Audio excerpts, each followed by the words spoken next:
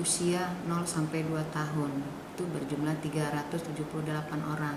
Karena kalau yang di bawah 2 tahun ini itu yang harus kita intervensi agar tidak jatuh ke gizi buruk. Nah, ini yang dapat kita lakukan pencegahannya dengan cara fokus pemberian protein hewani.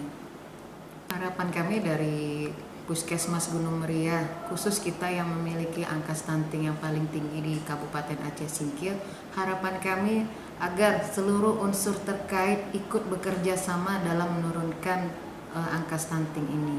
Tidak hanya kami dari bidang kesehatan, tapi juga dari desa, kecamatan, dan khususnya sektor terkait lah, intinya agar bekerja bersama-sama kita menurunkan angka stunting di Gunung Meriah ini.